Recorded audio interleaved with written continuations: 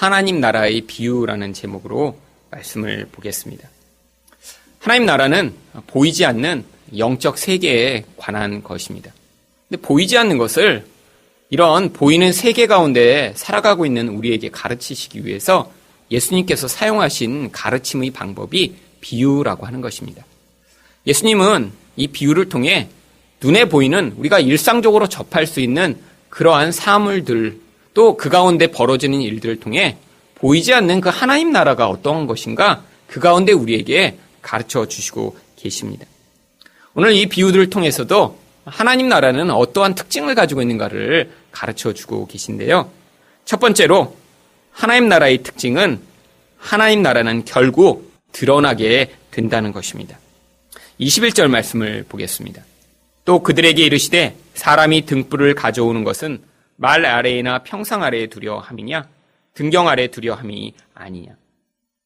예전에는 지금처럼 전기가 없으니까요. 등불이라는 것을 사용했죠. 흙으로 만든 토기에 기름을 붓고요. 거기에 심지를 올려놓은 다음에 거기에 불을 켰습니다. 이렇게 심지에다 불을 켜서 등불을 켜면요. 무엇을 위해 이렇게 한 거죠? 어두운 곳을 밝히기 위한 것입니다. 근데 말이라는 거는 이렇게 네모나게 생긴 이제 곡식 같은 거를 재는 그런 도구잖아요. 그런데 그걸 이렇게 덮어버리면 사실 등불을 켠 게 아무것도 보이지 않겠죠. 혹은 여기 나와 있는 평상, 이런 의자나 이런 그 당시 사람들은 평소에 의자로 쓰던 것을 또 침대로도 썼거든요. 그럼 침대 밑에다 이렇게 넣어버리면 그 등불을 켜는 목적이 없다는 것입니다. 그래서 사람이 이렇게 등불을 켜면요, 높은 곳에 그것을 매달아서 밝히기 위한 목적이 있다는 거예요. 근데 이 등불이 도대체 무엇인가요? 바로 하나님 나라의 영향력인 것입니다. 예수님께서 이 땅에 오셔서 하나님 나라를 시작하셨습니다.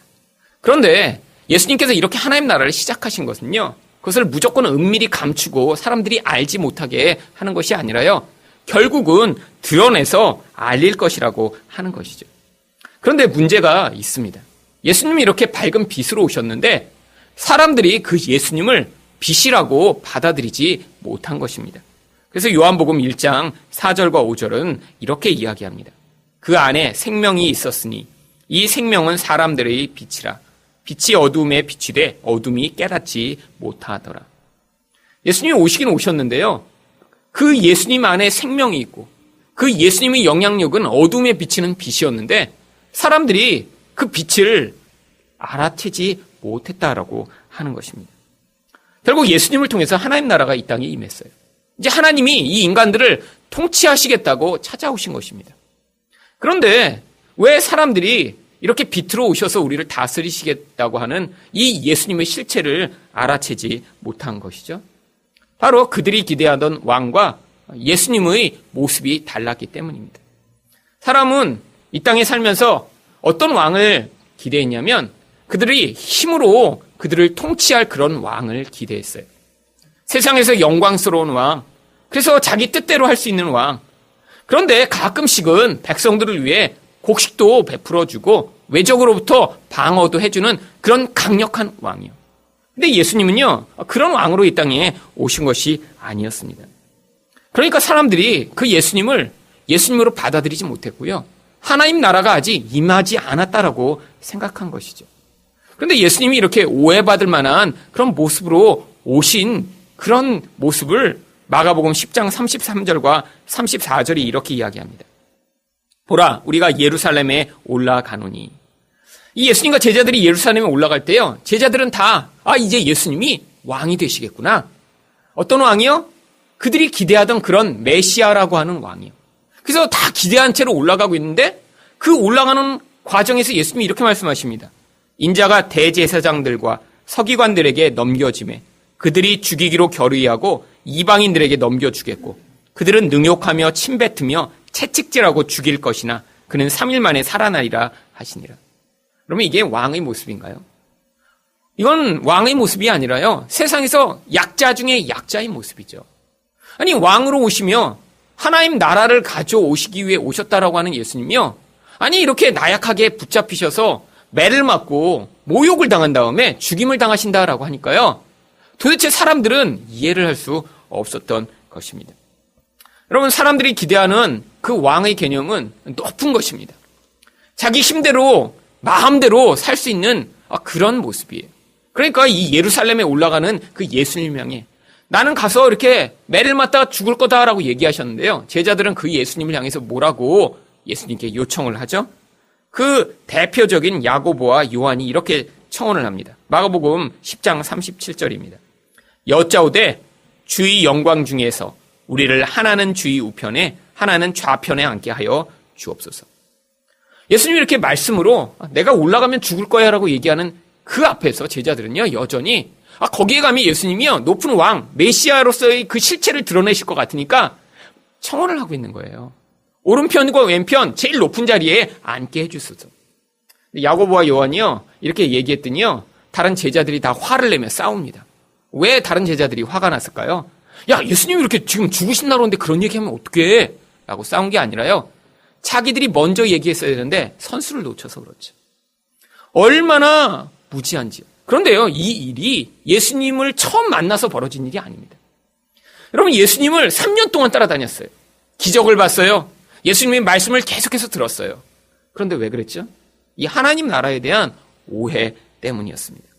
그래서 예수님이 그들을 앞에 놓으시고 뭐라고 그들에게 가르쳐 주셨냐면 마가복음 10장 42절부터 45절입니다.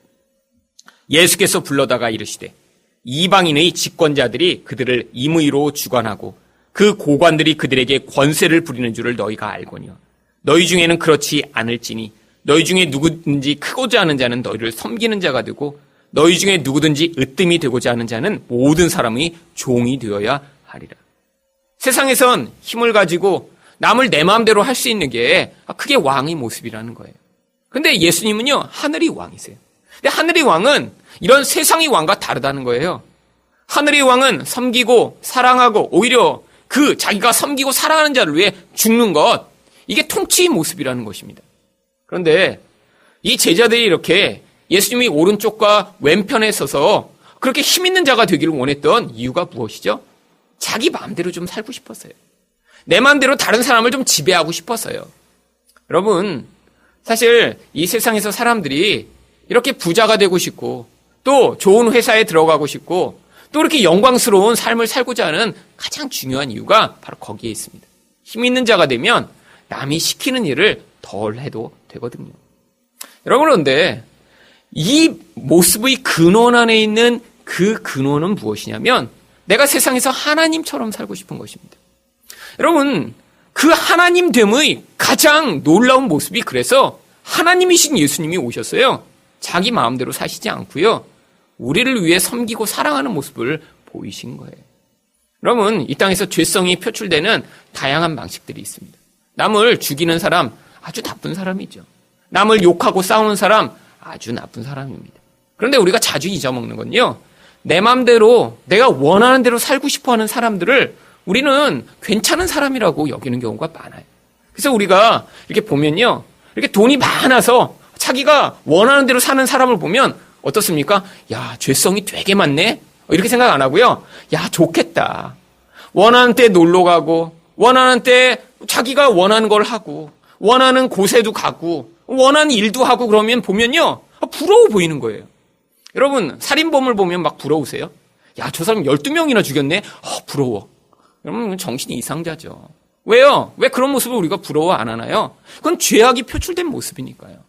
그런데요, 그 모습만큼이나 훨씬 더 나쁜 모습이 무엇이냐면 자기 원하는 대로 사는 그런 삶을 살아가는 인생들이 사실 죄악에 사로잡혀 살아가는 것입니다.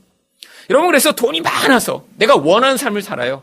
모든 사람이 자기에게 다 복종해요. 어떻게 되면 그렇게 되죠? 여러분, 대기업의 회장 정도가 되면요, 여러분, 수천 명, 수만 명이 그 사람 하나를 왕처럼 섬깁니다. 물론 밖에 나오면 문제가 생기는 경우가 있지만요, 그 회사 안에서는요, 그 사람이 하나님 노릇하고 있는 거예요. 그러니까 그런 사람은 무엇을 할 수가 없죠? 하나님을 섬기는 일을 할 수가 없습니다. 여러분, 하나님을 섬긴다는 건요, 내가 원하는 삶을 사는 게 아니에요. 하나님을 섬기는 건요, 하나님이 원하시는 것을 순종해 살아가는 삶입니다. 그런데 사람들이 그건 싫어해요. 왜요? 하나님을 섬긴다는 건 내 뜻, 내 원함을 포기해야 되니까요. 그런데 그게 인간한테는 가장 행복한 길이라는 것입니다. 여러분, 하나님은요, 우리를 향해서 마치 노예처럼 우리를 만드신 다음에 하나님이 그렇게 일을 해야 되는데 하나님이 직접 오셔서 일하기가 힘드니까 뭐 힘든 일을 막 시키세요. 그래서 넌 아프리카를 가라. 너는 그냥 힘든 저기 그냥 정글에 들어가서 사역해라. 이런 일을 위해서 우리를 부르시는 게 아니에요. 우리 하나님은요, 이 땅에서 이 연약하고 나약한 우리들을 통해서 하나님의 능력이 얼마나 크며 하나님의 사랑이 얼마나 무제한이며 하나님의 긍휼이 얼마나 놀라운 것인가를 함께 누리고 함께 경험하도록 하시기 위해 우리를 그 자리로 부르시는 거예요. 여러분, 그런데 그 하나님의 놀라운 것을 경험하기 위해서는요, 나의 뜻과 나의 생각과 나의 욕심을 내려놔야 됩니다. 왜냐하면 그 자리로 갈 수가 없거든요. 여러분, 그런데 그게 진짜 좋은 겁니다. 여러분, 우리 안에 진짜 좋은 걸 맛보지 못했으니까 그 허접한 곳의 사람들이 목숨을 걸고 살고 있는 거예요. 여러분, 돈이 많아져도요, 진짜 행복을 맛볼 수 없습니다. 여러분, 세상에서 1등을 계속한다고 해서요, 그 공허감이 사라지는 게 아니에요. 그런데요, 여러분, 그렇게 하나님이 부르시는 자리로 나의 욕심을 꺾고 나아가서 하나님이 임재하셔서 그런 이 나약한 인간을 통해 하나님의 사랑을 풍성하게 맛보게 하세요. 그런 나약한 인간을 통해 하나님의 능력이 얼마나 놀라운 것인가 맛보게 하시고요. 우리 하나님이 얼마나 영광스러우신 분인가를 경험하게 하시면요, 그때 우리 안에서 그것이요, 다른 어떤 것을 비교할 수 없게 만드는 그런 놀라운 기쁨과 만족을 안겨주는 것입니다. 여러분, 아프리카에 가서 사역하는데 만약에 이렇게 자아가 꺾이지 않은 채로요, 내가 열심히 하겠다 해서 아프리카에 가면 아프리카에 가서 힘듭니다. 여기보다 훨씬 힘들죠, 당연히. 사는 게 힘들고요, 먹는 게 힘들고요, 거기 그냥 존재하는 것 자체가 힘든 거예요. 그런데 이 하나님의 영광을 맛본 자들은요, 가서 사는 게 힘든 게 아니에요. 물론 불편하죠. 모기도 많죠. 삶의 모든 환경이 어렵죠. 근데 그것을 뛰어넘게 만드는 하나님의 능력과 기쁨과 만족이 안에서 넘치기 때문에 거기서 힘들게 매일매일 사는 게 아니라 노래하며 살 수 있는 것입니다. 그럼 우리가 볼 때는요, 이렇게 예수님의 제자들 얼마나 힘들게 저렇게 살았을까? 아니요. 여러분, 우리가 생각할 때 그들은 굉장히 쫓기는 삶을 살았고요, 가난했고요, 핍박을 받았고요, 어려웠습니다.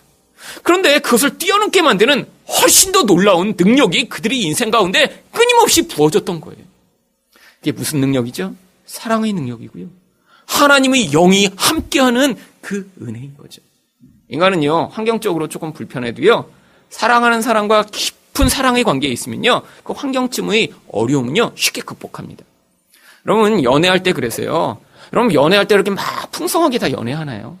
다 연애할 때쯤 다 차도 없고, 그런데도 그냥 좋아요. 뭐 걸어 다니고 막 그냥 하루 종일 걸어 다니라고 막 그냥 다리 아파도 그래도 행복해요. 막 힘이 나요. 왜요? 사랑의 힘이 그런 불편한 환경쯤 벗어나게 하는 거죠. 그런데 이 인간적인 사랑으로도 이 정도의 기쁨과 만족이 있는데, 여러분, 이건 사라지잖아요. 근데 하나님이 함께 하셔서 정말 그 영광스러운 그 맛을 우리에게 맛보게 하실 때, 여러분, 이 땅에서 불편하고 힘든 것 뛰어넘어갈 수 있는 것이죠. 여러분, 하나님이 그래서 그 자리로 우리를 초청해 가시고자 하는 것입니다. 여러분, 지금도 마찬가지예요. 이렇게 감추어진 예수님, 그런 놀라운 영광을 가진 그 예수님의 뜻에 따라 우리가, 예수님, 저를 다스려 주세요. 저희 자아를 빨리 죽여주세요. 그리고 내가 그 하나님이 원하시고 인도하시는 대로 살기 원합니다라고 고백하며 여러분이 사시면요, 그 예수님이 여러분에게 왕 노릇하시며 그 하나님 나라가 무엇인가를 풍성하게 맛보게 해주십니다. 근데 제자들처럼요, 눈이 감겼어요. 그 하나님에게 맨날 뭐라고 간구해요? 하나님, 내 뜻을 이루어주세요. 내가 원하는 것을 이루어주세요라고 간구하며, 하나님, 나는 높아지기 원합니다. 내 필요한 것을 더 많이 갖기를 원합니다라고 간구하고 있으면요, 그 하나님의 나라는 그런 사람에게 계속 감추어져 있는 것입니다. 그러니까 진짜 좋은 것을 못 맛보니까요, 끊임없이 예수를 30년, 40년 믿어도요, 하나님 앞에 나와 그 목마름을 계속 이런 물질적인 것으로 채우고자 하고요, 자녀를 좋게 만들어달라고 간구하며 그 갈망을 계속해서 하나님 앞에 간구하는 것이죠. 그런데 예수님이 이런 말씀을 또 하십니다. 22절입니다. 드러내려 하지 않고는 숨긴 것이 없고 나타내려 하지 않고는 감추인 것이 없느니라. 여러분 읽고 나면 딱 이해가 되시나요? 여러분 이거 읽고 나서 이해가 되실 정도면 굉장한 수준이십니다. 사실은 이 한글로 이렇게 번역을 한 게 더 어려워요. 근데 이게 어려울 수밖에 없는 게 원래 이 헬라어 문법에요. 부정어가 2개 반복되면요. 강조적 긍정이라는 표현입니다. 그래서요. 원래 이게 쉬운 표현이에요. 그래서 이제 쉬운 성경은 거기 있는 부정어를 빼버리고 그냥 긍정어로 이렇게 번역을 했습니다. 숨긴 것은 나타나고 비밀은 드러나기 마련이다. 원래 이런 뜻이에요. 원래 한글로 드러내려 하지 않고는 숨긴 것이 없다는 게 숨긴 것은 드러난다는 뜻이에요. 부정어가 2번 되면서 그 부정어가 서로 긍정으로 바뀌는 것입니다. 무슨 얘기예요? 이 하나님 나라가 반드시 드러나게 된다는 거예요. 언제는 감춰 있었어요? 예수님 당시에는 감춰 있었어요. 제자들도 이해를 못했어요. 근데 그 하나님 나라가 어떻게 된다고요? 반드시 드러나서 나타나게 되고, 그래서 지금 이 땅에 이렇게 수천 년이 흐른 뒤에 많은 사람들이 예수님을 찾고 예수님으로 말미암아 삶이 변화되고 예수를 따르는 제자들이 생긴 것이요, 이런 드러난 하나님 나라의 그런 모습이라는 것입니다. 그래서 23절에 예수님이 이렇게 말씀하십니다. 들을 귀 있는 자는 들으라. 뭐예요? 바로 이렇게 육신적인 귀를 갖는 그런 자들을 향해, 자 이제는 이 하나님 나라가 무엇인지 귀를 열고 들으라라고 이야기하는 것입니다. 그런데 어떻게 이런 감추어진 하나님 나라가 확실하게 드러나게 됐죠? 바로 예수님의 죽음과 부활을 통해서입니다. 그래서 로마서 8장 2절은 이렇게 이야기합니다. 이는 그리스도 예수 안에 있는 생명의 성령의 법이 죄와 사망의 법에서 너를 해방하였습니다. 여러분, 이 죄가 사람을 지배해서 사망의 결국으로 이끄는 이 모든 영향력, 여기에 모든 인류는 다 매여 있었던 거예요. 그런데 예수님이요, 그렇게 오셔서 연약한 모습으로 죽으셨는데요, 그게 우리를 이제 죄와 사망에서 영원히 해방하는 그런 놀라운 능력과 은혜가 되었다는 것입니다. 이게 바로 하나님 나라가 이제 나타나기 시작한 거예요. 여러분, 우리를 묶고 있는 이 죄의 영향력, 우리를 묶고 있는 이 사망의 영향력, 어떤 사람도요, 노력해서 거기서 벗어날 수 있는 사람이 없었어요. 그런데 예수를 믿었더니요, 그 죄에서 벗어난 사람들이 생기기 시작한 거예요. 또한요, 이 사망의 두려움에서 벗어나 죽음을 두려워하지 않는 그런 사람들이 생긴 것이죠. 그런데 예수님이 무엇이라고 또 말씀하십니까? 24절과 25절입니다. 또 이르시되 너희가 무엇을 듣는가 스스로 삼가라. 너희 헤아리는 그 헤아림으로 너희가 헤아림을 받을 것이며 더 받으리니 있는 자는 받을 것이요 없는 자는 그 있는 것까지도 빼앗기리라. 결국 우리 안에 이런 하나님 나라에 대한 그런 열망과 소망을 가지고, 하나님 내게 말씀하여 주시옵소서, 나를 인도하여 주시옵소서, 내게 그 하나님의 영광을 맛보도록 하여 주시옵소서라고 하는 자들에게는 결국 더 풍성하게 그 하나님 나라를 맛보게 해주시겠다는 거예요. 그런데 욕심을 가지고 계속해서 하나님을 향해, 하나님 나를 부자 되게 해주세요, 하나님 내 문제만 해결해 주시면 돼요 라고 매달리는 자는요, 결국 그것으로 인생 가운데 심판을 받고 판단을 받게 될 것이라고 하는 것입니다.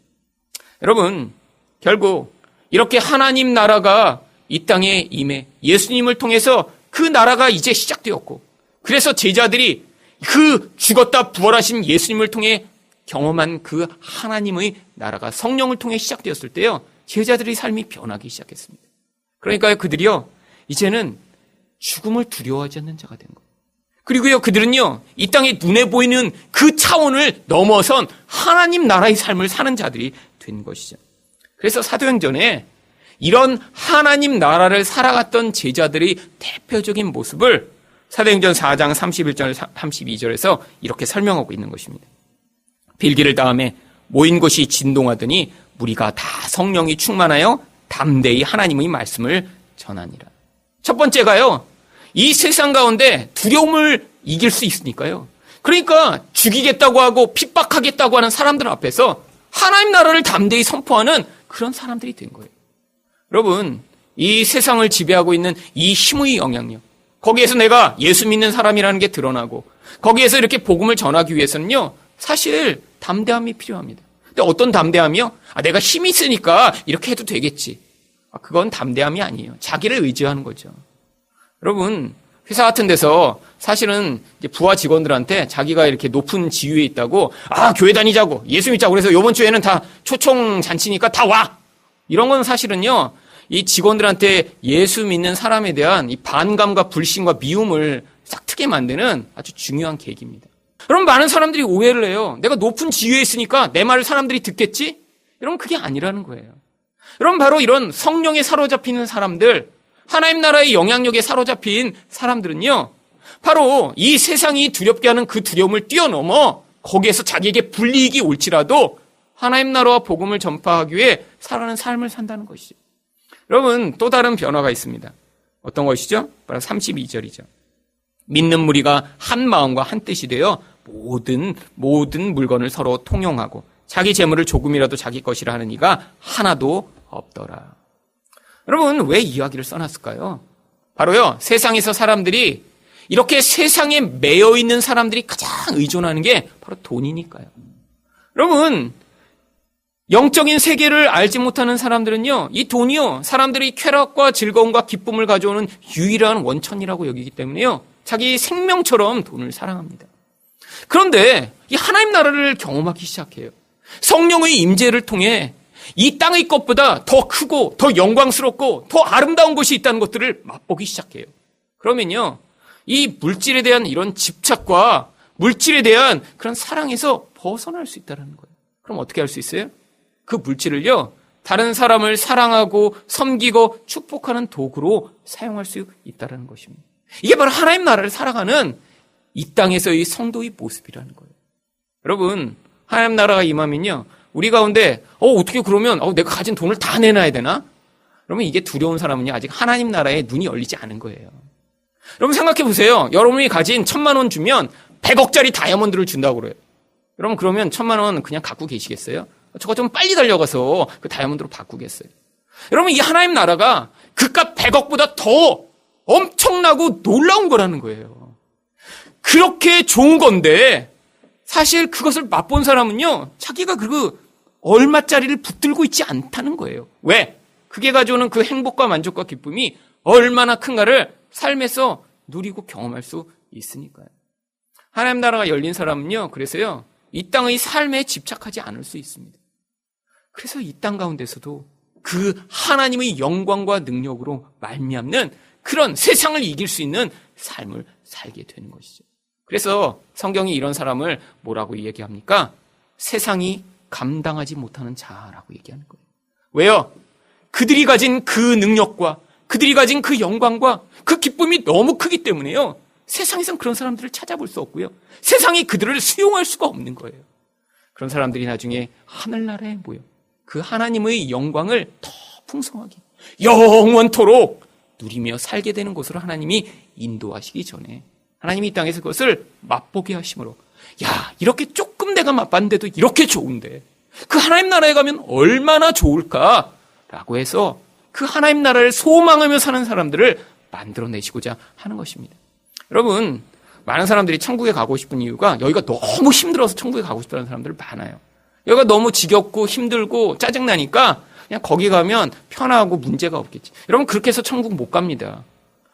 거기는요, 하나님이 좋은 사람들, 그 하나님을 맛봐서 그 하나님이 너무 정말 사모되는 사람들이 가야 돼요. 여기가 힘들어서 거기 간다고 거긴 좋은 곳이 아니에요. 왜요? 우리 하나님하고 있는 게 좋아야 거기가 좋은 곳이죠. 거기는요, 하나님한테 벗어날 수가 없는 곳입니다. 그러니까 하나님이 싫으면요, 거기는 24시간 하나님이랑 붙어 있어야 되기 때문에요, 오히려 거기가 지옥일 수 있어요. 그렇다면 여기도 천국일 수도 있고요, 여기도 지옥일 수 있어요. 여기서 하나님을 맛보는 자는 여기가 천국이고요, 여기서 하나님의 영광을 경험하고 성령의 임재를 체험하는 자는 여기가 천국일 수 있고요, 여기서도 하나님을 경험하지 못하고 하나님과 관계없이 살아가는 자는요, 여기가 지옥일 수 있는 것입니다. 두 번째로 하나님 나라의 특징은 무엇인가요? 하나님 나라는 은밀하게 성장합니다. 26절부터 28절까지 말씀입니다. 또 이르시되 하나님의 나라는 사람이 씨를 땅에 뿌린과 같으니 그가 밤낮 자고 깨고 하는 중에 씨가 나서 자라되 어떻게 그리 되는지를 알지 못하느니라. 땅이 스스로 열매를 맺되 처음에는 싹이요 다음에는 이삭이요 그 다음에는 이삭에 충실한 곡식이라. 여러분, 이 하나님 나라는 이렇게 은밀하게 성장한다는 거예요. 여러분, 근데 이 말씀은요, 저와 같은 사람에게 아주 큰 위로가 되는 말씀입니다. 왜냐하면요, 저 같은 사역자는요, 사실 하나님 나라를 확장하기 위해 사역을 한다고 하는 거 아니에요. 그런데요, 이렇게 사역을 하면요, 뭘 보게 되냐면요, 어떤 사람은 정말 아무리 해도 절대로 변하지 않는 사람들이 있습니다. 정말 애를 쓰고 남보다 더 많이 공을 들이죠. 왜요? 안 변하는 것 같으니까 그래도 열심을 내보면 조금이라도 반응이 있을까. 그랬더니 시간이 들수록 더 강팍해지고 더 죄의 본성이 드러나는 사람들이 있죠. 그렇게 되면요, 애를 썼던 것이 굉장히 낙심으로 다가옵니다. 그러면요, 이렇게 한두 사람이라도 그런 게요, 굉장한 부담이 돼요. 물론 기도도 하죠. 애도 쓰죠. 근데 어떤 때는요, 어떤 사람은 마음을 닫고 더 이상 반응하지 않는 사람들이 있어요. 다 표가 나죠. 여러분, 근데요, 이런 약속이 있는 것이죠. 하나님 나라가요, 사람이 열심히 한다고 사람이 변하지 않는다는 것입니다. 하나님이 하신다는 거예요. 마음의 중심에서부터 하나님이 일하시고, 하나님이 은밀한 가운데 성장하게 하시고.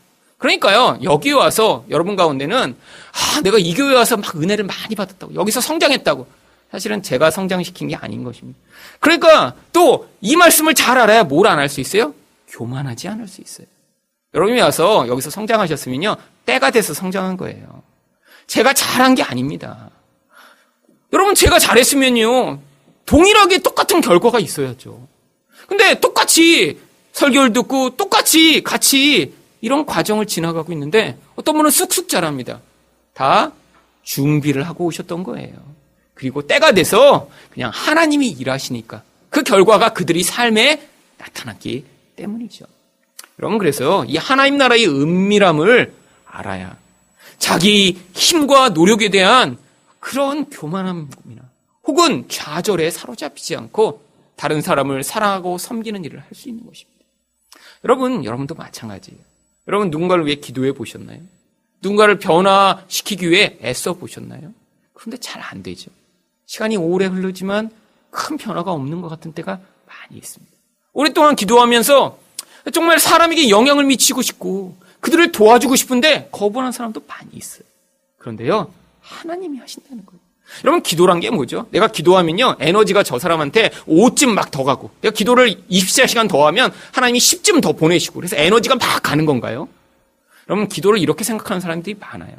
그래서 사람들이요, 이렇게 기도를 많이 하는 사람들은요, 자기가 그 시간만큼 에너지를 많이 쌓는다고 생각합니다. 그리고 자기가 뭐 하루에 한 5시간씩 매일 기도한다 그러면 지금 5시간 기도한 에너지 캔이 이렇게 뒤에 지금 쫙 쌓여 있는 거예요. 그래갖고 그걸 가지고 나중에 에너지를, 파워를 쫙 레벨을 올린 다음에 어디다 쫙 쏟아요. 뭐라고 얘기해요? 내가 기도를 그동안 얼마나 많이 쌓아놨는데. 여러분, 근데 기도가 뭐죠? 기도는요, 나는 불가능합니다. 그러니까 하나님이 일해주세요. 나는 아무것도 아닌 존재입니다. 그러니까 하나님을 믿습니다. 라는 고백을 하는 거예요. 기도가 에너지를 쌓아놓는 것이 아닙니다. 그러니까요, 기도를 많이 했다는 건 뭐예요? 하나님, 저는 불가능하군요. 그러니까 하나님이 일해주세요. 그러니까 기도하면 하나님이 일하시는 거예요. 왜? 인간의 불가능함을 고백했으니까요, 이젠 하나님이 일하실 때가 된 거죠. 여러분, 그러니까요, 여러분이 누군가를 위해 기도하시면서 낙심하지 않아도 되는 거예요. 여러분이 많이 기도하면 그게 에너지처럼 쌓여서 저 사람이 안 변화되는 건 내가 적게 기도해서 안 변화되는 게 아니라요, 아직 그만큼 하나님을 의존하지 않은 겁니다. 많이 기도하신 거예요? 그러면 하나님이 그만큼 이제 저 사람이 저렇게 나를 의존하니 내가 이래서 내 능력이 얼마나 크고 놀라운지를 보여줘야겠다라고 개입하시는 거예요. 그래서 진짜 기도를 한 사람은요, 하나님이 일하셔서 어떤 변화가 나타나면요, 그거를 자기 몫으로 가져오지 않습니다. 왜요? 내가 한 게 아니거든요. 나의 기도를 통해 나의 연약함을 고백했는데 어떻게 어떤 일이 일어났다고 내가 기도한 결과로 그 일이 일어났겠어요? 하나님이 행하신 거죠. 내가 기도해도요, 일이 일어나지 않는 건요, 여전히 내가 그 기도를 가지고 나의 힘을 삼고자 하고 있기 때문이에요. 만약에 이렇게 조금 기도했는데 어떤 일이 일어나면 어떻게 생각했어요? 그래도 내가 이렇게 기도가 영빨이 있네, 이렇게 생각할 거 아니에요. 그럼 이런 사람들이 여태까지 아주 너무너무 많았습니다. 대부분 그렇게 하죠. 그러니까 내가 얼마 기도한다, 나는 이렇게 하고 얼마나 기도를 많이 쌓아놨는가 모른다, 이런 얘기들을 한 것입니다. 기도의 기자도 모르는 사람이에요. 여러분, 기도를 많이 하신다는 건요, 그만큼 하나님만을 의존하는 겸손한 모습을 가지고 계신다는 거고요. 그렇기 때문에 하나님이 직접 일하셔서 얼마나 하나님 나라의 이런 능력과 영광이 큰가를 보여주시는 것입니다. 또한요, 예수님이 그 모든 결국이 이렇게 일어난다고 말씀을 하십니다. 29절입니다. 열매가 익으면 곧 낫을 대나니 이는 추수 때가 이르렀습니다. 여러분, 이 땅에서 하나님 나라가 결국 마칠 때가 있다라는 거예요. 여러분, 이건 엄청난 우리에게 소망입니다. 왜냐하면 이 땅을 살다 보면요, 정말 끝이 없기 때문에 참 힘든 거예요. 여러분, 어떤 일에 이렇게 끝이 있고 하나님이 결국 마무리를 하신다는 약속이 있기 때문에요, 우리가 낙심하지 않고 소망을 가질 수 있는 것입니다. 때가 되면 하나님이요, 그 모든 추수를 마치시고 이제 낫을 대서 결국을 내시고요, 그 모든 결국이요, 예수님이 재림으로 이루어질 것이 성경에 약속되어 있거든요. 그러니까 우리는요, 이 땅에서 그 과정까지 견디기만 하면 돼요. 하나님이 끝을 약속하셨기 때문에 이 땅의 인생이 무한 반복되는 것이 아닙니다. 또 다른 인생이 있는 게 아니에요. 하나님이 그 마지막까지 이 모든 인류의 역사를 인도해 나가셔서 하나님 나라를 반드시 완성하시고 결국 내실 것입니다. 마지막으로 하나님 나라의 특징은 무엇인가요? 하나님 나라는 예상치 못한 결과를 만들어냅니다. 30절부터 34절까지 이 말씀. 또 이르시되 우리가 하나님의 나라를 어떻게 비교하며 또 무슨 비유로 나타낼까? 겨자씨 한 알과 같으니 땅에 심길 때에는 땅 위의 모든 씨보다 작은 것이로되 심긴 후에는 자라서 모든 풀보다 커지며 큰 가지를 내나니 공중의 새들이 그 그늘에 깃들일 만큼 되느니라. 예수께서 이러한 많은 비유로 그들이 알아들을 수 있는 대로 말씀을 가르치시되 비유가 아니면 말씀하지 아니하시고 다만 혼자 계실 때에 그 제자들에게 모든 것을 해석하시더라. 여러분, 이 하나님 나라는요, 기대하지 못한 결과를 만듭니다. 여러분, 겨자씨는요, 물론 씨 중에 가장 작은 씨는 아니에요. 그런데 당시에 이 팔레스타인의 농부들이 심었던 씨 중에는 가장 작다고 합니다. 겨자씨가요, 이렇게 아주 조그만데 자라면요, 그게 2, 3m 정도 되는 이게 커다란 나무가 됩니다. 그래갖고요, 새들이 와서 깃들 수 있는 그런 나무가 된다는 거예요. 여러분, 이렇게 하나님 나라가 아주 작게 시작했어요. 예수님이 십자가에 죽으심으로 모든 게 다 끝나버린 것 같았어요. 근데 거기서부터 시작된 거예요. 그래갖고 무슨 일이 벌어집니까? 거기에서 12 제자가 만들어지고요.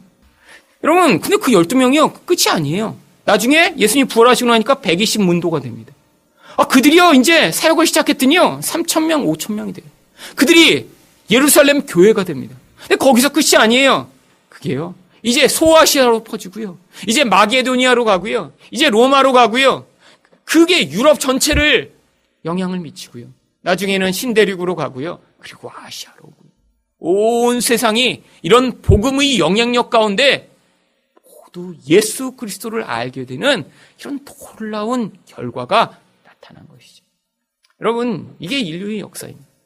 도대체 끝을 알 수 없었는데, 그렇게 사라져버릴 것 같았는데, 여러분, 세상에 있는 어떤 나라가 이렇게 2000년 동안 온 세상을 확장하며 지배할 수 있었던 나라가 있었나요? 하나님 나라는 그렇지 않다라는 거예요. 은밀했어요. 감추어졌어요. 도대체 저게 무슨 힘이 있어? 라고 했는데 그 나라가 온 세상 가운데 하나님 백성을 지금까지도 만들어내는 가장 놀라운 결과를 남기고 있는 것이에요. 여러분, 세상 나라가요, 이 하나님 나라를 깨트리고 무너뜨리려고 많은 시도들을 했습니다. 여러분, 가장 대표적인 게 중국이잖아요. 여러분, 얼마나 박해를 했나요? 하나님 나라에 대해 가르치는 모든 종교서적, 성경을 다 불태웠습니다. 모든 선교사들을 다 내쫓았어요. 그리고 모택동이 뭐라고 선포했죠? 이제 중국에게는 단 한 명의 크리스찬도, 단 한 권의 성경책도 없다라고 공식적으로 선포를 했어요. 그런데 여러분, 모택동은 죽었고요. 그리고 몇십 년이 지나지 않아 중국에 1억 명에 달하는 크리스찬이 있다라고 하는 그런 결과가 나타난 것입니다. 여러분, 인간 나라가 하나님 나라를 박해하기 위해 로마 시대 때부터 끊임없이 공격하고 끊임없이 핍박했지만 결과는요, 정반대의 결과가 나타난 거예요. 여러분, 이런 하나님 나라, 이 땅에서 지금도 우리 삶에 찾아와 시작되고 있습니다.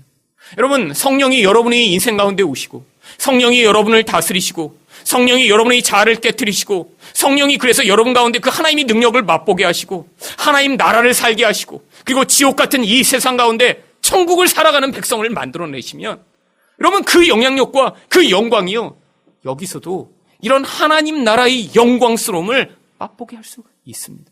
여러분, 천국에 가야지만 거기가 천국이 아니에요. 여기서 우리가 하나님과 함께 살며 그 하나님의 통치를 경험하며 하나님의 은혜를 누리며 하나님의 사랑 안에 그분과 연합된다면 여기가 우리에게 천국이며 이 지옥 같은 세상 가운데 많은 사람들에게 그런 하나님 나라의 행복과 기쁨을 전하는 그 놀라운 은혜를 맛볼 수 있는 것입니다. 이런 하나님 나라를 이 땅 가운데 살아가는 여러분이 되시기를 예수 그리스도 이름으로 축원드립니다.